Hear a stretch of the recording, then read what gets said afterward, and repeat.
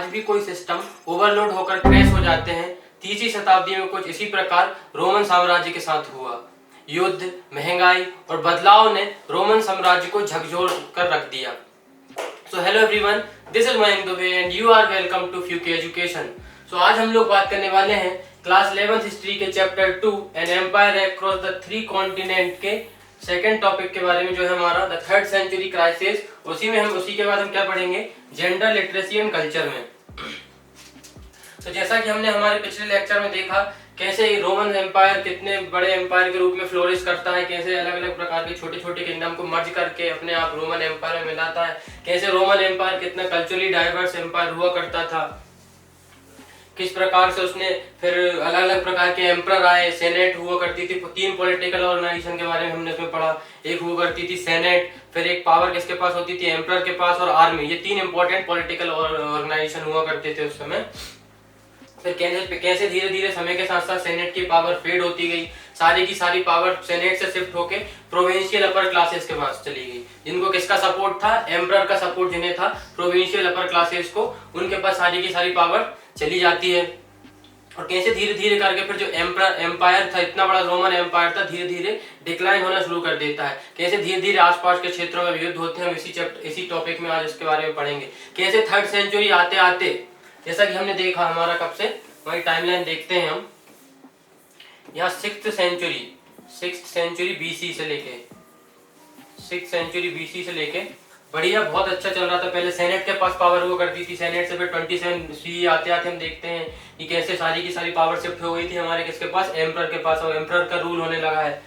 तो कैसे 6th century से लेके हमारे देखते हैं हम यहाँ 2nd सेंचुरी तक पूरे साम्राज्य में इतनी ज्यादा बहुत शांति बनाए हुए थे। साम्राज्य बहुत बड़े एरिया तक फैला हुआ था। कब तक, 2nd सेंचुरी तक। अब धीरे धीरे हम क्या देखते हैं, हमारी 3rd सेंचुरी आते आते, कब तक, 3rd सेंचुरी। अब हमारी क्या जाती है, 3rd century C. 3rd century C आते आते, मतलब ये हमारा ये वाला रीजन 3rd सेंचुरी सी आते आते, अब यहाँ से क्या हो जाते हैं हमारे आफ्टर 200 सी के बाद। 200 सी के बाद क्या होते हैं, धीरे धीरे अब युद्ध चालू हो जाते हैं। रोमन एम्पायर का यहाँ से डिक्लाइन शुरू हो जाता है। कब, 3rd सेंचुरी से। 3rd सेंचुरी से क्या होता है, रोमन एम्पायर का यहाँ से डिक्लाइन होना शुरू कर देते हैं। कैसे आसपास के किंगडम इंडिपेंडेंट हो जाते हैं और धीरे धीरे हमारे रोमन एम्पायर पर अटैक करना शुरू कर देते हैं। कैसे ट्राइब आती है हमारी नदर्न रीजन से, हमारी ट्राइब आती है, वो रोमन एम्पायर के धीरे धीरे एरियाज को कैप्चर करने लगती है। और ऐसे धीरे धीरे रोमन एम्पायर का क्या होता है, डिक्लाइन शुरू हो जाता है। यहाँ से यहाँ तक का पीरियड तो बहुत पीसफुल चलता है। हमारे अलग अलग एम्परर आते हैं, सेनेट के रूल में भी चलता है, एक्सपांशन होता है, सारी एक्टिविटीज चलती है। बट धीरे धीरे 3rd सेंचुरी आते आते क्या होता है, 3rd सेंचुरी आते आते हमारे क्या होते हैं, क्राइसिस बढ़ने लगते हैं। रोमन एम्पायर धीरे धीरे टूटने लगता है। बहुत सारे एरियाज कैप्चर कर लिए जाते हैं अलग अलग लोगों के द्वारा, अलग अलग एम्पायर्स के द्वारा। इसी के बारे में हम आज के टॉपिक में इसमें पढ़ेंगे। सबसे पहले देखते हैं 3rd सेंचुरी क्राइसिस। तो 3rd सेंचुरी में कौन कौन सी प्रॉब्लम्स आने लगती हैं सबसे शुरू में, ये हम देखेंगे। तो in the 1st and 2nd century by and large period of peace and prosperity. तो 1st सेंचुरी और 2nd सेंचुरी में क्या होता है, प्रॉपर शांति हुई है, कोई दिक्कत नहीं है, शांति है, समृद्धता है, प्रॉस्पेरिटी है, और इकोनॉमिक एक्सपांशन भी चल रहा है बहुत अच्छे तरीके से। जो प्रोविंशियल अपर क्लास है प्रॉपर तरीके से टैक्स दे रही है किसको, एम्परर को।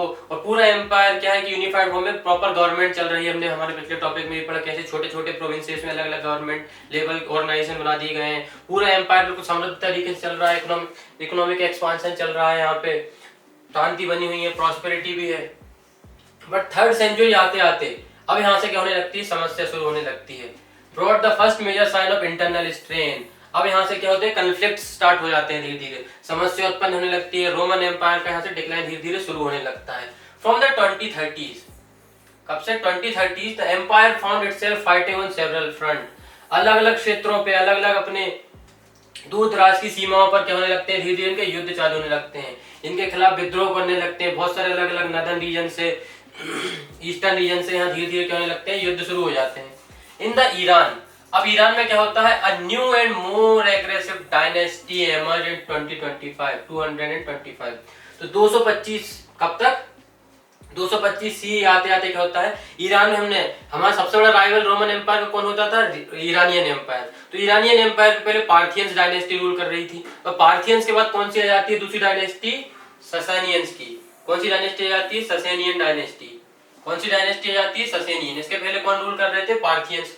तो अब ससेनियन डायनेस्टी का रूल यहाँ पे आ जाता है कब, 225 सीई में, and within just 15 years, और लगभग 15 साल में ही expanding rapidly in the direction of Euphrates, और धीरे धीरे क्या करते हैं हमारे यूफ्रेट्स वाले रीजन में धीरे धीरे ये एंटर होना शुरू कर देते हैं। यूफ्रेट्स वाले ये रीजन में हमने देखा ना कि यूफ्रेट्स के बाद ईरानियन एम्पायर हुआ करता है, यहाँ हमारी यूफ्रेट्स से बढ़ी जा रही है, इसके इस तरफ हमारा ईरानियन एम्पायर हुआ करता है, और यहाँ हमारा रोमन एम्पायर हुआ करता है। अब जो ईरानियन एम्पायर के धीरे धीरे इन लोगों ने अपनी क्या टेरिटरी को, यहाँ तो था ही इनके पूरे रीजन में, अब इन्होंने इस तरफ बढ़ना शुरू कर दिया, यूफ्रेट्स के इस तरफ आने लगे धीरे धीरे। रोमन एम्पायर पे क्या करेंगे, रोमन एम्पायर पे अटैक करने लगेंगे, रोमन टेरिटरीज पे अटैक करने लगेंगे, कौन, Iranians. In a famous rock inscription cut in 3 language, तो 3 लैंग्वेज का एक रॉक इंस्क्रिप्शन हमें मिला है, जो हमारे सोर्स के फॉर्म में मिला है। इंस्क्रिप्शन क्या मिला है, रॉक इंस्क्रिप्शन मिला है, किसका, शापुरवन का, किसका, शापुरवन, किसका मिला है, ये क्या हुआ करता था, ईरानियन एम्पायर का किंग हुआ करता था, कौन, शापुरवन। शापुरवन कौन हुआ करता था, ईरानियन एम्पायर का राजा हुआ करता था, कौन, शापुरवन।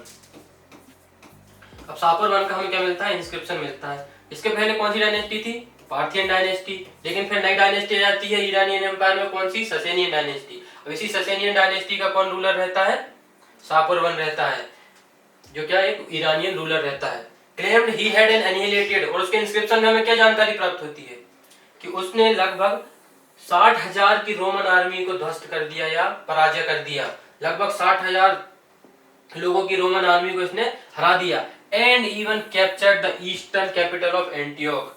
और जो हमारे यहाँ पे हमारी रोमन, जहाँ से यहाँ तक हमारा जो रोमन एम्पायर फैला हुआ है ना, यहाँ पे हमारे यहाँ वाले रीजन में क्या हमारी कैपिटल हुआ करती थी, एंटियोक। कौन सी कैपिटल हुआ करती थी, रोमन एम्पायर की ईस्टर्न कैपिटल हुआ करती थी एंटियोक। इसने इस पर भी कब्जा कर लिया, वैसे बढ़ते जा रहे हैं तो कब्जा कर लिया, यहाँ पे एंटियोक पर ही कब्जा कर लिया, लगभग 60,000 लोगों की सेनाओं को भी इसने हरा दिया। किसने हरा दिया, शापुरवन ने, इसने हरा दिया शापुरवन ने। और ये कौन था, ससेनियन डायनेस्टी का कौन हुआ करता था, रूलर हुआ करता था। ससेनियन डायनेस्टी का क्या होता था, रूलर हुआ करता था, शापुरवन।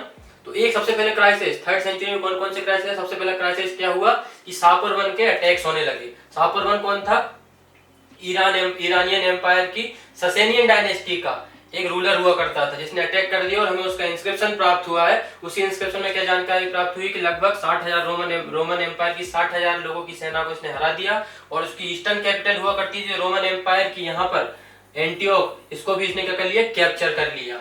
अब कैसे धीरे धीरे रोमन एम्पायर वीक पड़ता जाता है, देखते हैं। पहली समस्या क्या, शापुरवन का अटैक, जो कि क्या था, ईरानियन एम्पायर का रूलर हुआ करता था। अब दूसरी समस्या क्या आती है, meanwhile whole series of Germanic tribe.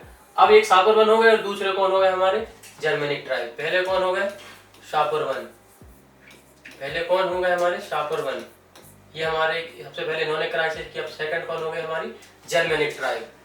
Germanic tribe जो हमारे नदर्न रीजन में हुआ करती है, और रादर ट्राइबल कन्फेडरेसी, इन लोगों का क्या समूह हुआ करता था, अलग अलग ट्राइबल, जैसे कि एक tribal, A tribal, B tribe, C tribe, सब लोगों की अलग कन्फेडरेसी हुआ करती थी। इन सब ने मिलकर क्या कर दिया, अटैक कर दिया। कौन कौन सी ट्राइब, एल्मेनाई, फ्रैंक्स, गोथ्स, ये अलग अलग ट्राइब्स के नाम है। कौन कौन सी ट्राइब, एल्मेनाई, फ्रैंक्स एंड गोथ्स, ये ट्राइब्स हुआ करती थी। इन ट्राइब्स ने भी अटैक कर दिया, किस पर अटैक कर दिया, हमारे नॉर्थ वाले रीजन से। देखते हैं कहां से, ये सारी की सारी ट्राइब्स ने यहाँ से अटैक करना शुरू कर दिया है।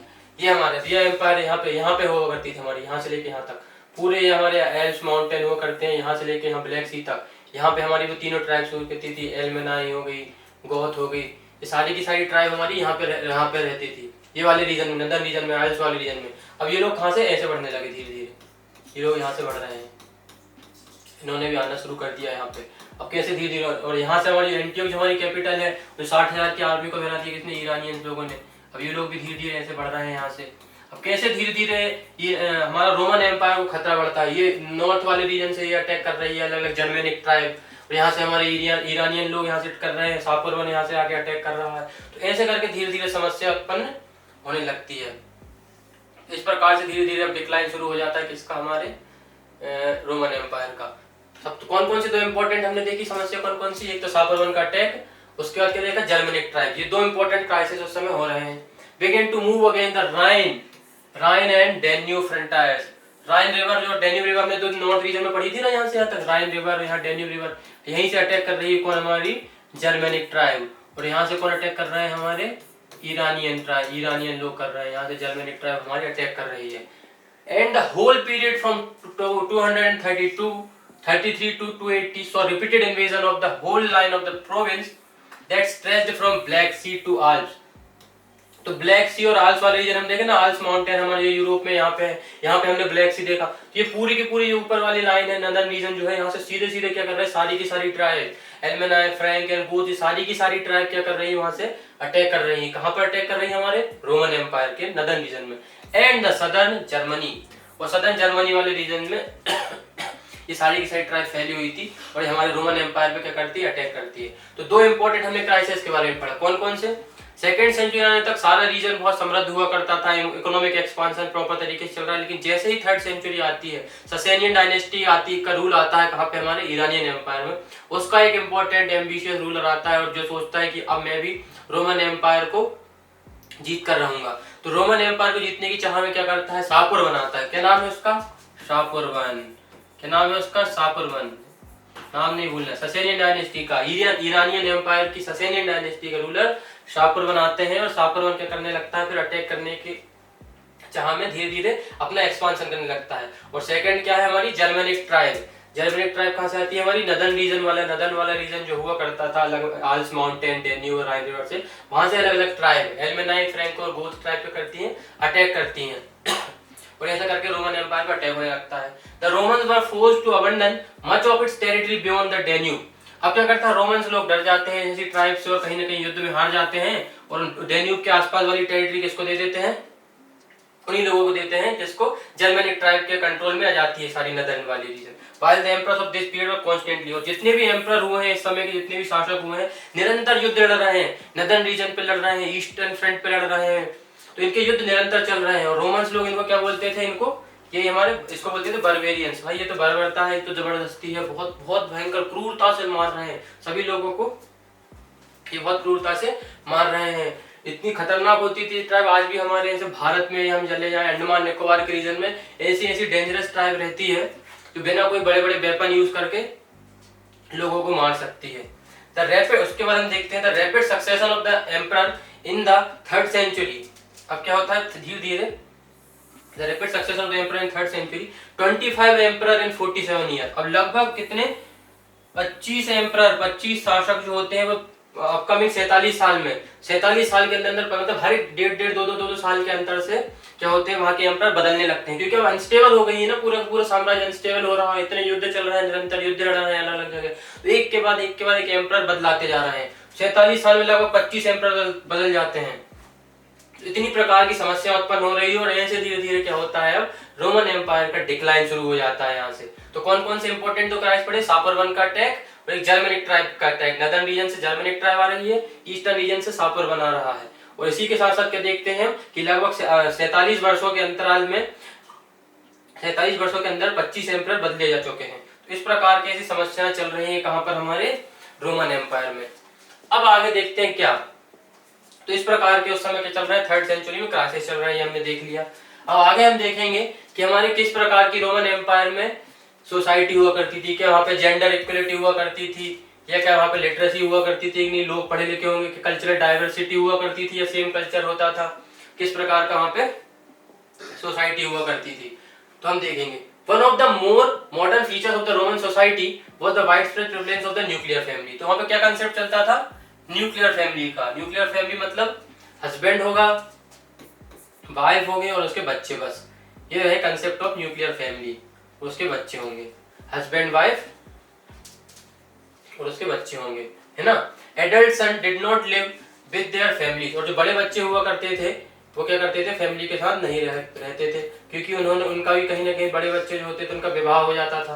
विवाह होने के पश्चात एक दो परिवार एक साथ नहीं रहा करते थे, तो केवल पेरेंट्स हुआ करते थे, पेरेंट्स के साथ उनके बच्चे हुआ करते थे, और उसमें भी जो बड़ा बच्चा हुआ करता था या बड़ा बालक हुआ करता था वो परिवार से अलग रहता था। Was the exceptional for the adult brothers to share a common household. On the other hand, slaves were included. देखो क्या देखा हमने कि न्यूक्लियर फैमिली का कंसेप्ट है, तो उसी फैमिली में इंपॉर्टेंट रोल कौन प्ले करते थे? हमारे स्लेव। तो वहाँ स्लेवरी सिस्टम भी उस समय कहीं ना कहीं एग्जिस्ट कर रहा था, तो slaves were included in the family. Slaves भी क्या होते थे? परिवार का हिस्सा होते थे। As the Romans understood this, तो कहीं ना कहीं रोमन ट्रेडिशन में एक ये भी इंपॉर्टेंट ट्रेडिशन चलता था उस समय की, कि स्लेव्स जो होंगे फैमिली का हिस्सा होंगे, और समय बहुत लंबे समय तक स्लेवरी सिस्टम चलता रहा, और स्लेव्स भी जो बहुत लंबे समय तक उनकी अलग अलग आने वाली पीढ़ियां भी क्या हुआ करती थी, उन्हीं फैमिलीज के लिए काम किया करती थी। अब देखते हैं कि स्लेवरी सिस्टम हुआ करता था, न्यूक्लियर फैमिली का कंसेप्ट हुआ करता था, पहले हमने क्या पढ़ा, न्यूक्लियर फैमिली कंसेप्ट, स्लेव भी हुआ करते थे फैमिली में। उसके बाद हम देखते हैं कि मैरिज सिस्टम किस प्रकार हुआ था, शादी विवाह की किस प्रकार की प्रक्रिया हुआ करती थी। तो शादी विवाह के समय क्या होता था, wife did not transfer to her husband authority, मतलब जैसे कि हम आज देखते हैं कि विवाह करने के पश्चात वुमेन जो महिला है, मतलब जो वर है, जो वधु है, तो वधु अगर वर से विवाह कर लेती तो उसका परिवार की संपत्ति पर उसका कोई भी हक नहीं हुआ करता था, ये वर्तमान में होता है। परंतु उस समय क्या हुआ करता था कि जो लड़की है उसकी मतलब अपने पिता जो है उसके पिता की संपत्ति पर उतना ही अधिकार हुआ करता था, भले ही विवाह हो या ना हो। तो विवाह के पश्चात भी क्या होता था, जो विवाह के पश्चात भी लड़की का मतलब अधिकार अपने पिता की संपत्ति पर हुआ करता था। और क्या होता था, while the women's dowry went to husband for the duration, और वुमेन को जो डाउरी चलती थी, मतलब उस समय डाउरी सिस्टम भी प्रिवेल कर रहा था, दहेज प्रथा भी चल रही थी। क्या चल रही थी, दहेज प्रथा। तो दहेज भी उस समय चल रहा था, लेकिन दहेज पर भी किसका हक होता था, जब तक मतलब ऐसा वैवाहिक समय है, जब तक अगर वाइफ जो है हस्बैंड के साथ रह रही है, उसी समय तक हस्बैंड और वाइफ दोनों शेयर कर सकते हैं उस डाउरी को, दोनों को हक प्रॉपर ही रहेगा उस पर। लेकिन भले ही शादी हो जाए, शादी के पश्चात भी जो कन्या है या जो लड़की है उसका कहीं ना कहीं पूरा राइट होता था अपनी पिता की संपत्ति पर, जो कि आज हमारे सोसाइटी में प्रिवेल नहीं करता है, बट कुछ लॉज हैं जिनके आधार पे बोल सकते हैं कि महिला भी अपने पिता की संपत्ति में उतना ही हक रखती हैं। उसका women remained a primary heir of the father, ये देखिए वही है, जो वुमेन है, जो महिला है, वो भी उतनी अपने जितना पुत्र उत्तराधिकारी होता है उतनी वुमेन भी उत्तराधिकारी होती है अपनी पिता की संपत्ति के लिए। And became an independent property owner on father death, और पिता की मृत्यु के बाद भी जितनी भी संपत्ति होती है उस पर क्या होता है, उस वुमेन का भी राइट होता है। और ये हमने देखा क्या डाउरी सिस्टम होता था, डाउरी पर भी हस्बैंड और वाइफ जब तक उनका विवाह चल रहा है, जब तक वैवाहिक जीवन चल रहा है, जब तक डाउरी पर दोनों का कंट्रोल होता था, हस्बैंड का भी और वाइफ का भी। पर एक बार डाइवोर्स हो गया तो उसकी जो मेजर डाउरी जो है वो किसके पास ही रहती थी, वुमेन के पास, जिसे हम स्त्री धन भी कहते हैं। दस Roman women enjoyed considerable legal rights, देखो रोमन वुमेन के पास क्या लीगल राइट्स हुआ करते थे इन ओइंग एंड मैनेजिंग प्रॉपर्टी, मतलब अपनी खुद की प्रॉपर्टी भी मैनेज कर सकती थी और वही उसकी ओनर भी हुआ करती थी, कौन, रोमन वुमेन। तो कितने सारे इंपॉर्टेंट राइट, वुमेन की कितनी स्ट्रॉन्ग पोजीशन हुआ करती थी रोमन सोसाइटी में। तो देखते हैं किस प्रकार से आगे। और in other words in law the married couple was not one financial entity, तो मैरिड कपल शादी के बाद क्या होते हैं, जैसे कि एक फाइनेंशियल एंटिटी नहीं, मतलब उनका जॉइंट खाता नहीं हुआ होता कहीं ना कहीं, दोनों के अलग अलग अकाउंट्स होते हैं, दोनों के अलग अलग प्रॉपर्टीज को कंसीडर किया जाता था, दोनों को टू एंटिटीज के फॉर्म में कंसीडर किया जाता था। And the wife enjoyed completely legal independence, और वाइफ और जो पत्नी हुआ करती थी वो पूर्णतः स्वतंत्र होती थी अपने निर्णय लेने के लिए, और वाइफ के पास अलग ही अपने अलग अलग पर्सनल राइट्स हुआ करते थे, उसके अधिकार अलग हुआ करते थे, वो अपने अपने फाइनेंशियल डिसीजंस खुद ले सकती थी। तो कितनी स्ट्रॉन्ग कंडीशन हुआ करती थी रोमन एम्पायर में वुमेन की, हमने देखा। उसके बाद क्या, डाइवोर्स वाज रिलेटिवली इजी, अब किसी को डाइवोर्स भी लेना है, तलाक देना है, तो भी बहुत आसानी तरीके से ले सकते हैं, चाहे महिला को लेना है या पुरुष को लेना है, तो आसानी से क्या डाइवोर्स ले सकते थे। On the other hand whereas male married in the late 20th century, अब क्या होता है देखते हैं, males married in their late 20s और early 30s, but women were married off in the late teens. तो कहीं ना कहीं महिलाओं की उम्र उस समय कम होती थी और पुरुषों की उम्र ज्यादा होती थी, तो बहुत ज्यादा एज डिफरेंस आता था, बहुत ज्यादा क्या आता था, एज गैप आता था उन लोगों के बीच में, and husband and wife, and this would encourage certain inequality, और उन लोगों में जेंडर, इसीलिए जेंडर इक्वलिटी आती थी कि वुमेन की एज कम है, मैन की एज ज्यादा है, तो कहीं ना कहीं उन्होंने जेंडर गैप आता था, इससे जेंडर इक्वलिटी कहीं ना कहीं उस समय प्रिवेल कर रही थी। मैरिजेस वर जनरली अरेंज्ड, उस समय क्या अरेंज मैरिज चल रही थी। And there is no doubt that women were often subjected to domination by their husband, पर कहीं ना कहीं क्या होता था, अब जगह मेल की एज ज्यादा है, वुमेन की एज कम है, तो मेल ही ज्यादा उस समय के क्या होते थे, डोमिनेंट हुआ करते थे, मेल के पास ज्यादा पावर हुआ करती थी। ऐसा ही हम देखते हैं क्या अगस्टीन के बारे में, द ग्रेट कैथोलिक बिशप हुआ करते थे, ऐसे क्या बोलते थे, फादर हुआ होंगे कैथोलिक चर्च वगैरह में, ऐसे कौन, Augustine, who spent most of his life, उन्होंने अपने जीवन काल में यह बात देखी, कहाँ पे रहते थे, नॉर्थ अफ्रीका में। तो सेंट अगस्टीन ने अपने जीवन काल में क्या बात देखी, किस प्रकार उनके पिताजी उनकी माता को मारा करते थे, कैसे उनके पिताजी उनकी माता पर प्रताड़ना किया करते थे। ये सभी चीज उन्होंने अपनी एक जगह बताई गई है। किसने? सेंट अगस्तीन के द्वारा ये बात बताई गई है, कैसे नॉर्थ अफ्रीका सिटी में रहते थे और कैसे उनके पिताजी उनकी माता पर प्रताड़ना किया करते थे, कैसे उन्हें परेशान किया करते थे, कैसे उन्हें हैरेस किया करते थे। ये सभी सेंट अगस्तीन ने बताया गया है। तो कैसे मतलब भले ही वुमेन के पास स्ट्रॉन्ग पोजीशन, लीगल राइट्स हुआ करते थे, वुमेन की स्ट्रॉन्ग पोजीशन हुआ करती थी, but due to age differences male ज्यादा डोमिनेंट हुआ करते थे। So finally fathers had substantial legal control. तो अल्टीमेटली देखा जाए फादर्स के पास क्या होता था? लीगल कंट्रोल होता था ओवर देयर चिल्ड्रन। किस पर? जो बच्चे जो हुआ करते थे उस पर भी लीगल कंट्रोल किसका हुआ करता था? पिता का। Sometimes to a shocking degree. For example legal powers of the life and death is exposing unwanted children. मतलब इतना कंट्रोल होता था बच्चों पर पिता का कि अगर पिता चाहे तो अपने बच्चों को कड़कती ठंड में मरने के लिए भी छोड़ सकता था। लगभग इस प्रकार से कंट्रोल हुआ करता था पिता का अपने बच्चों पर। तो इस प्रकार से देखते हैं कि इस प्रकार से ऐसे वुमेन की कंडीशन हुआ करती थी, इस प्रकार से स्लेवरी सिस्टम प्रिवेल कर रहा था, कैसे मैरिज उनकी मैरिज स्ट्रेटजी, मैरिज मेथड क्या क्या हुआ करती थी, वुमेन की कितनी स्ट्रॉन्ग कंडीशन हुआ करती थी, ये सब हमने देखा। अब इसके बाद हम आगे क्या देखेंगे कि लिटरेसी के बारे में। वहां पे क्या वहां के लोग पढ़े लिखे हुआ करते थे रोमन एम्पायर के? तो चलिए देखेंगे आगे। It is certain that the rates of casual literacy varied greatly between different parts of the empire. तो अलग अलग जगह कहीं कहीं के क्षेत्र के लोग पढ़े लिखे हैं, कहीं के लोग नहीं पढ़े लिखे हैं। For example in Pompeii, Pompeii नाम का एक क्या है, ये वहां का एक टाउन हुआ करता है, एक शहर, which was buried in a volcanic eruption. एक ज्वालामुखी के फटने से क्या आता है? पूरा का पूरा शहर एक जगह दफन हो जाता है। In 79 CE there is a strong evidence of the widespread casual literacy. यहाँ से हमें बहुत सारे क्या एविडेंस मिले हैं? लिटरेसी के एविडेंस मिले हैं, साक्षरता के एविडेंस मिले कि भाई पोम्पेई शहर है, यहाँ के लोग कहीं ना कहीं बहुत पढ़े लिखे हुआ करते थे। ये पूरा का पूरा हमें शहर हमें कहाँ से प्राप्त हुआ है? पोम्पेई शहर प्राप्त हुआ है, जो कि वोल्केनिक इरप्शन के नीचे दब गया था। Walls on the main street of the Pompeii. अभी पोम्पेई शहर जो है, पोम्पेई शहर जो है, यहाँ की दीवारों पर क्या प्राप्त होते हैं हमें? दीवार पर कैरिड एडवर्टाइजमेंट एंड ग्राफिटी। अलग अलग प्रकार के चित्र, मोसाइक बने हुए हैं, वहां पे चित्र बने हुए हैं, बड़ी बड़ी पेंटिंग बनी हुई है, अलग अलग चीजों के एडवर्टीजमेंट बने हुए हैं। कहां पर? यहाँ की पोम्पेई की दीवारों पर। तो अब दीवारों पर अलग अलग प्रकार की पेंटिंग्स बने हैं, चित्र बने, इनसे क्या देखा जा सकता है कि कहीं ना कहीं इस शहर के लोग पढ़े लिखे हुआ करते थे, क्योंकि अलग अलग प्रकार की भाषा, अलग अलग प्रकार के चित्र बने हैं, तो कहीं ना कहीं वो लोग लिखना जानते थे, पढ़ना जानते थे, तो लिटरेट होते होंगे वहां के शहर के लोग, पोम्पेई शहर के लोग। तो लिटरेसी भी उस समय रोमन एम्पायर में क्या कर रही थी? प्रिवेल कर रही थी। By contrast in Egypt where hundreds of, अब इजिप्ट में क्या देखते हैं? Egypt hundreds of papyri survive. Papyri हमने क्या देखा? जो पेपायरस हमारे डॉक्यूमेंट्री, हमने डॉक्यूमेंट्री सोर्सेस के बारे में पढ़ा था, इंस्क्रिप्शन और पेपायरस। तो वही पेपायरस के ऐसे, पेपायरस एक ट्री होता है, वैसे पतली पतली ऐसे ट्री होते हैं, ऐसे बांस के समान, उसको उनको काट कर उनसे धीरे धीरे ऐसे छोटी छोटी लकड़ियों को ऐसे जोड़ जोड़ कर और उसमें बाद में ग्लू लगा के ऐसे पेजेस टाइप बनाए जाते हैं। तो ऐसे बहुत सारे हमें क्या मिलते हैं इसके, ऐसे पेपायरस के जो हमारे ऐसे डॉक्यूमेंट्स, ऐसे पेजेस वगैरह बहुत सारे कहां से प्राप्त हुए हैं? इजिप्ट से। लगभग हंड्रेड्स ऑफ पेपायरी सर्वाइव मिले हैं। Most formal documents such as contracts वगैरह, लोगों के बीच में, अलग अलग राजाओं के बीच में या जनता के बीच में से कॉन्ट्रैक्ट्स हुआ करते थे, व्यापार के बीच में व्यापार हो रहा है, उसके बीच में कॉन्ट्रैक्ट हो रहा है, were usually written by professional scribes. जो प्रोफेशनल स्क्राइब्स हुआ करते थे, इनको लिखने वाले जो लोग हुआ करते थे, पेपायरोलॉजिस्ट जिन्हें हम बोलते हैं, तो इनसे संबंधित जितने भी इन्होंने डॉक्यूमेंट्स लिखे हैं, न जाने हमें कितने सारे डॉक्यूमेंट्स कहां से प्राप्त हुए हैं? इजिप्ट से हमें प्राप्त होते हैं।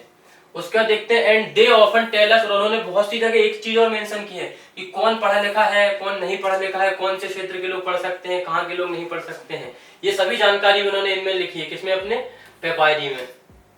But even here literacy was certainly more widespread among such categories. अब कौन कौन से लोग, वर्ग के लोग पढ़े लिखे हुआ करते थे, हमें जानकारी प्राप्त होती। सोल्जर्स पढ़े लिखे हुआ करते हैं, आर्मी ऑफिसर्स हुआ करते थे, वो पढ़े लिखे हुआ करते थे, एस्टेट मैनेजर हुआ करते थे, तो जो बड़े बड़े ऑफिशियल्स हैं, बड़ी बड़ी पोस्ट पे, ये सभी लोग क्या पढ़े लिखे हुआ करते थे। इन सब के एविडेंस हमें कहां से प्राप्त हुए हैं? पेपायरिस मिली है इजिप्ट से, और बहुत सारे हमें, एक पोम्पेई जैसे शहर है जहां से भी हमें बहुत सारी एडवर्टीजमेंट प्राप्त हुई है, पेंटिंग्स प्राप्त हुई है, अलग अलग प्रकार के चित्र प्राप्त हुए हैं, जिनसे हम ये भी अंदाजा लगा सकते हैं कि वहां के लोग कहीं ना कहीं रोमन एम्पायर के लोग पढ़े लिखे हुआ करते थे। The cultural diversity of the empire was reflected in many ways and at many levels. तो कहीं ना कहीं इनमें क्या होती थी? कल्चरल डाइवर्सिटी हुआ करती थी, इनका अलग अलग कल्चर हुआ करता था। In the vast diversity of religious cult, अलग अलग प्रकार का इनका रिलीजियस कल्ट हुआ करते थे, धार्मिक अलग अलग संप्रदाय हुआ करते थे, धार्मिक पंथ हुआ करते थे, धार्मिक संप्रदाय हुआ करते थे, अलग अलग भगवान को मानने वाले लोग हुआ करते थे। देखो अलग क्या है कितनी सारी डाइवर्सिटी होती है। रिलीजन अलग हुआ का इनका, इनके भगवान अलग अलग लोगों के हुआ करते हैं। द प्लूरिटी ऑफ द लैंग्वेज अलग अलग है, देखो इनकी लिंग्विस्टिक डाइवर्सिटी भी है इनमें, क्या है लिंग्विस्टिक डाइवर्सिटी। उसके बाद क्या देखते हैं हम, that were spoken, the style of dress and costume, उनकी ड्रेस भी अलग है, कॉस्ट्यूम भी देखते हैं, कॉस्ट्यूम अलग, वेशभूषा भी अलग है।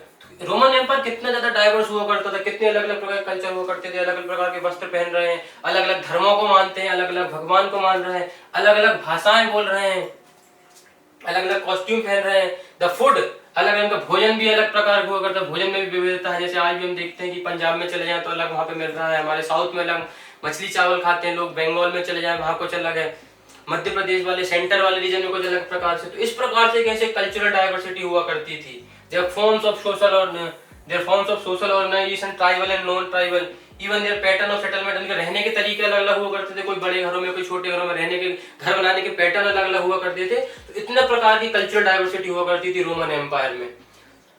रिलीजन अलग है, गॉड, लैंग्वेज, कॉस्ट्यूम, फूड, सब में अलग अलग प्रकार के डिफरेंसेस हमें देखने को मिलते हैं। उस प्रकार के हमारे पॉम्पई शहर से पूरा पूरा ऐसा वाइन मर्चेंट, जो वाइन वगैरह बनाने वाला जो मर्चेंट हुआ करता था, व्यापारी, उसका डाइनिंग रूम प्राप्त हुआ है, उसकी दीवारों पर अलग अलग प्रकार के चित्र प्राप्त होते हैं। हमें कैसे अलग अलग प्रकार के चित्र प्राप्त होते हैं, ये पूरा का पूरा हमें वहां से क्षेत्र प्राप्त हुआ है कि उनका कहीं ना कहीं डाइनिंग रूम हुआ करता था वाइन मर्चेंट का। मोसाइक, यहाँ बहुत बड़ी पेंटिंग मिली है एडेसा की 2nd सेंचुरी की, एक सीरिया का एक क्या है इंस्क्रिप्शन है, जिसमें किंग एबगर और उसके परिवार वाले को दर्शाया गया है। ऐसे प्रकार के अलग अलग चित्र प्राप्त होते हैं कि कैसे उस समय रूलिंग फैमिलीज हुआ करती थी, किस प्रकार से इनकी दीवारों पर पेंटिंग बनाई जाती थी, इस प्रकार से हमें प्राप्त होते हैं चित्र। ये हमारे हमने देखा कि किस प्रकार से हमारे रोमन एम्पायर से पूरे रीजन में से फैला हुआ करता था, कैसे यहाँ वहां से नॉर्दर्न और सदर्न रीजन से यहाँ। एरेमिक वाज द डोमिनेंट लैंग्वेज, जो एरेमिक हुआ करती थी वो कहाँ पे डोमिनेट करती थी, हमारे dominant language of the near east वाले रीजन में। तो जैसा कि हमने देखा कि हमारा रोमन एम्पायर कैसे आसपास तक फैला था, तो हमारे ईस्टर्न रीजन में एरेमिक लैंग्वेज बोली जा रही है। उसके हम देखते हैं कॉप्टिक भाषा, जो कि हमारे कहाँ पे इजिप्ट वाले रीजन में बोली जा रही है। हमारे ये इजिप्ट वाले रीजन में कौन सी भाषा बोली जा रही है, कॉप्टिक भाषा बोली जा रही है। प्यूनिक एंड बर्बर इन द नॉर्थ अफ्रीका वाले रीजन में, नॉर्थ अफ्रीका वाले में प्यूनिक एंड बर्बर लैंग्वेज बोली जा रही है। सेल्टिक भाषा कहाँ बोली जा रही है, हमारे स्पेन वाले रीजन में, हमारे सेल्टिक भाषा ये वाले रीजन में, स्पेन वाले रीजन में हमारी कौन सी भाषा बोली जा रही है, सेल्टिक भाषा बोली जा रही है। सेल्टिक लैंग्वेज कहाँ पर, हमारे स्पेन वाले रीजन में। तो बाकी इसके पहले हमने देखा कि यहाँ लैटिन बोली जा रही है, यहाँ पे ग्रीक भाषा बोली जा रही है। तो कितनी सारी डाइवर्स लैंग्वेज यहाँ पे बोली जा रही है, कैसे कितनी ज्यादा डाइवर्सिटी है यहाँ भाषाओं में, हमारे रोमन एम्पायर में कितनी ज्यादा क्या है डाइवर्सिटी, अलग अलग प्रकार की भाषाएं बोली जा रही है। हमारे ईस्ट वाले रीजन में अलग, वेस्ट वाले रीजन में अलग, हम जो देखेंगे। तो हमारे ये वाले रीजन में कौन सी भाषा बोली जा रही है, प्यूनिक भाषा। नॉर्थ अफ्रीका वाले रीजन में प्यूनिक और कौन सी लैंग्वेज बोली जा रही है यहाँ पे, बर्बर। कौन सी, प्यूनिक और बर्बर बोली जा रही है। ये हमारे इजिप्ट वाले रीजन में हम देखेंगे, हम कॉप्टिक भाषा बोली जा रही है। कौन सी, कॉप्टिक भाषा बोली जा रही है। स्पेन वाले रीजन में हम देखेंगे सेल्टिक भाषा बोली जा रही है। और हमारे यहाँ पे हमने पहले भी पिछली क्लास में देखा कि हमारे जो ईस्टर्न वेस्टर्न वाले रीजन में हमारी कौन सी भाषा चल रही है, यहाँ पे लैटिन भाषा यहाँ पे चल रही है। ये वाले रीजन में हम जाते हैं, यहाँ पे हमारी ग्रीक भाषा ज्यादा एग्जिस्ट कर रही है। कौन सी लैंग्वेज, ग्रीक। और ये हमारी ईस्ट वाला रीजन है, ये वाला रीजन जो है, यहाँ पर हम देखेंगे कि यहाँ पे हमारी कौन सी लैंग्वेज डोमिनेट कर रही है, एरेमिक लैंग्वेज डोमिनेट कर रही है। कौन सी लैंग्वेज, एरेमिक लैंग्वेज। तो कैसे अलग अलग प्रकार की, कितनी सारी अलग अलग प्रकार की भाषाएं हैं जो हमारे रोमन एम्पायर में बोली जा रही है। स्पेन वाले रीजन में सेल्टिक भाषा बोली जा रही है, या हमारे वेस्टर्न इटली वाले क्षेत्र में लैटिन भाषा बोली जा रही है, ग्रीस वाले क्षेत्र में ग्रीक लैंग्वेज बोली जा रही है। हमारे फार ईस्ट वाला रीजन जो है, यहाँ पर एरेमिक भाषा बोली जा रही है। इजिप्ट वाले रीजन में कॉप्टिक लैंग्वेज बोली जा रही है। और जो हमारा नॉर्थ अफ्रीकन वाला रीजन है, यहाँ पे हमारी बोली जा रही है कौन सी, प्यूनिक और बर्बर लैंग्वेज बोली जा रही है। तो कितनी प्रकार से भाषाओं में भी विविधता देखने को मिलती है हमारे कहाँ पर, रोमन एम्पायर में। तो एरेमिक कहाँ पर, हमारे ईस्ट वाले रीजन में, कॉप्टिक हमारे इजिप्ट वाले रीजन में, प्यूनिक एंड बर्बर हमारे नदर्न अफ्रीकन रीजन में, सेल्टिक हमारे स्पेन वाले रीजन में बोली जा रही है। और ये सभी की सभी लैंग्वेज, इतनी लिंग्विस्टिक डाइवर्सिटी है, सारी की सारी लैंग्वेज कैसे ओरली बोली जाती थी। कोई भी इनकी क्या नहीं हुआ करती थी उस समय, इनके स्क्रिप्ट के एविडेंस नहीं प्राप्त हुए हैं उस समय के। बट इन सभी की उस समय इनकी स्क्रिप्ट नहीं हुआ करती थी, बट समय के साथ साथ धीरे धीरे फिर इनकी स्क्रिप्ट भी आने लगती है। जैसे कि हम देखते हैं 5th सेंचुरी आते आते हमारी अर्मेनियन स्क्रिप्ट हमें जानकारी प्राप्त होती है। कौन सी, 5th सेंचुरी आते आते हमें अर्मेनियन स्क्रिप्ट प्राप्त होती है। लेकिन उसके पहले भी हमने क्या देखा कि हमारी जो बाइबल है, हमको एक बाइबल प्राप्त हुई है। कौन सी भाषा में? कॉप्टिक भाषा में। कॉप्टिक भाषा में हमें क्या प्राप्त हुई है? बाइबल प्राप्त हुई है, जो कि कब कितनी पुरानी है? 3rd सेंचुरी की है। तो कहीं ना कहीं कॉप्टिक स्क्रिप्ट भी उस समय एग्जिस्ट कर रही थी। कब? 3rd सेंचुरी में। 5th सेंचुरी आते आते हम देखते हैं अर्मेनियन स्क्रिप्ट आने लगती हैं। तो कितनी सारी अलग अलग प्रकार की भाषाएं उस समय बोली जा रही है, कितनी अलग अलग प्रकार की भाषाएं चल रही है हमारे रोमन एम्पायर में। कैसे हमने देखा कि कितनी अलग अलग प्रकार की भाषाएं बोली जा रही है, कैसे जेंडर इनइक्वालिटीज आ रही हैं, कैसे स्लेवरी सिस्टम चल रहा है, न्यूक्लियर फैमिली का कंसेप्ट चल रहा है। उसके बाद क्या देखते हैं हम, धीरे धीरे लैटिन भाषा जो आती है वो डिस्प्लेस कर देती है किसको? Written form of language that were otherwise widespread. और लैटिन भाषा आसपास के क्षेत्रों में फैलती जा रही है। This happened notably with the Celtic to cease after 1st century. अब क्या होता है, हमारी जो सेल्टिक लैंग्वेज हमारे स्पेन वाले रीजन में एग्जिस्ट कर रही थी, इसके ऊपर कौन फेड कर देती है? इसको लैटिन भाषा। अब सेल्टिक भाषा यहाँ से फेड हो जाती है और ये पूरे रीजन में कौन सी भाषा डोमिनेट करने लगती है? लैटिन भाषा। दूर दूर के क्षेत्र तक लैटिन भाषा फैल जाती है और लैटिन भाषा का क्या हो जाता है? यहाँ पे डोमिनेंस हो जाता है। और ऐसे सेल्टिक भाषा क्या होती है? वहां से वेनिश हो जाती है। तो कैसे हमने देखा कैसे अलग अलग प्रकार की कितनी सारी भाषाएं बोली जा रही है, कैसे जेंडर इक्वलिटी यहाँ एग्जिस्ट करती है, कैसे न्यूक्लियर फैमिली का कंसेप्ट यहाँ चल रहा है, मैरिज पैटर्न किस प्रकार से हुआ करते थे, और कैसे महिलाओं का अपनी पिता की संपत्ति पर विवाह होने के बाद भी, मतलब शादी के बाद अगर हस्बैंड के यहाँ चली गई हैं और अगर पिता की मृत्यु भी हो जाती है तो उसके बाद भी वुमेन के पास अपनी पिता की संपत्ति के अधिकार रहते थे। उतना ही हक जितना पुत्र का होता है उतना ही हक अपनी क्या पुत्री का भी पिता की संपत्ति पर होगा। फादर की प्रॉपर्टी पर वुमेन का भी उतना ही हक होगा। ये हमने पढ़ा। कैसे स्लेवरी सिस्टम एग्जिस्ट कर रही है उस समय, स्लेव्स भी फैमिली का ही पार्ट हुआ करते थे। तो ये सब सारी की सारी चीज हमने क्या पढ़ी? हमारे चैप्टर में पढ़ी। With this we have completed our session. So हर संकट एक अवसर होता है बदलाव का। तो रोमन समाज ने भी कुछ इसी प्रकार से महिलाओं की स्थिति में बदलाव किए, शिक्षा में बदलाव किए, अपनी समाज में बदलाव किए, कुछ इसी प्रकार अपने बदलाव किए और रोमन साम्राज्य को ऐसे स्थापित किया। So with this we have completed our session. So thank you very much. अब मिलते हैं अगले टॉपिक में।